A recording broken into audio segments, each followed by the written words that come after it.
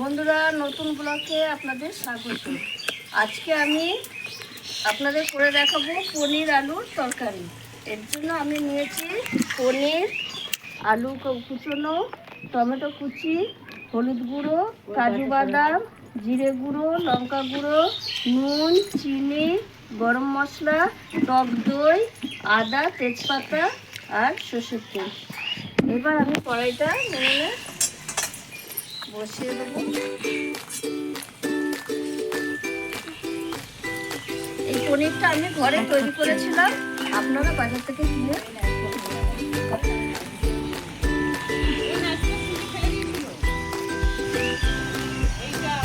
আমি কড়াইটা গরম হয়ে গেছে, এবার কড়াইয়ে তেল দিয়ে দিচ্ছি।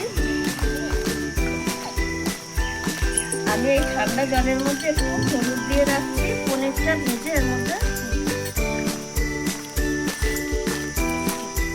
বন্ধুরা, এবার পনিরটা তেল গরম হয়ে গেছে, আমি পনিরটা ভেজে নেবো। এর মধ্যে একটু হলুদ দিয়ে দেবো। আবার বলছে কত ঘর দিচ্ছি।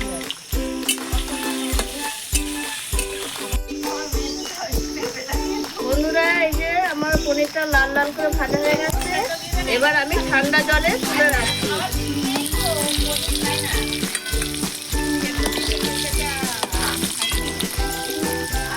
এবার আলুটা আমি ভেজে নেবো।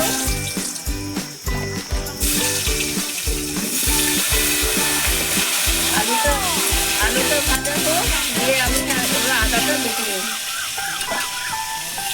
আদাটা বেটে নিচ্ছি, এবার আমি কাজু বাদামটা বেটে নিচ্ছি।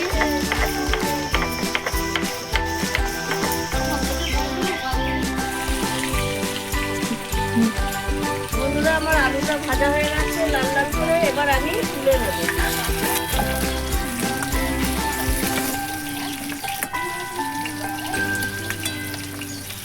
আমি তেলে ফোড়ন দেবো, তেজপাতা, গোটা জিরে,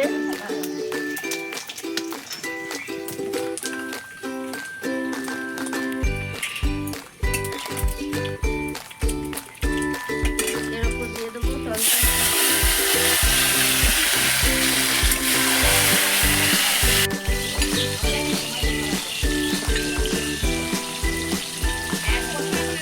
এইবার দেবো আদা বাটা,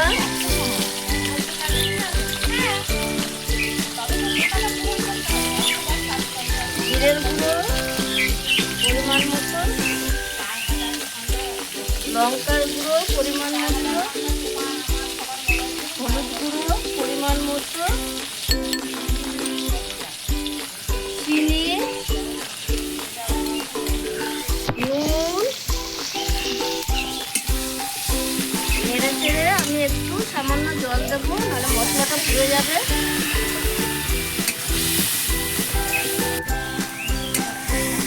মশলাটা আমি ভালো করে কষিয়ে নেবো। বন্ধুরা, মশলাটা কষা কষা হয়ে গেছে, এবার আমি আলুটা দিয়ে আরেকটু কষিয়ে নেবো।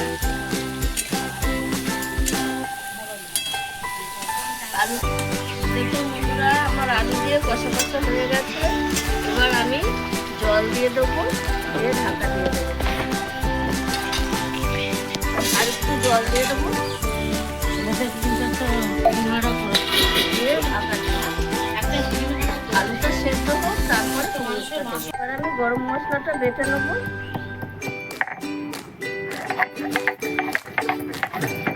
বন্ধুরা, এই যে আমার আলু সেদ্ধ হয়ে গেছে, এবার আমি পনিরটা দিয়ে দেবো। এই দেখুন কি সুন্দর ফুলে উঠেছে, ঠান্ডা জলে রেখেছিলাম, এবার পনিরটা আমি দিয়ে দেবো।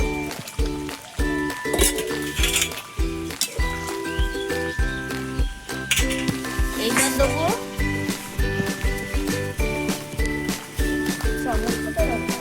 কাজু বাদাম বাটা,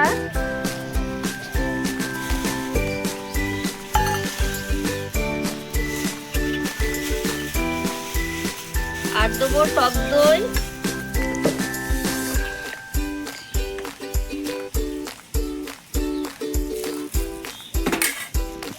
দিয়ে খানিকক্ষণ ফুটুক, তারপরে আমি নামিয়ে দেবো।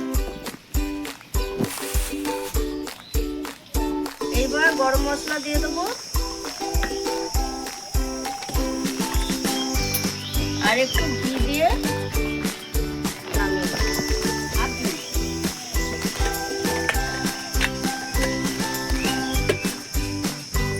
পনির রেডি হয়ে গেছে। এই দেখুন সুন্দর করে কালার এসছে। এবার আমি নামিয়ে নেব।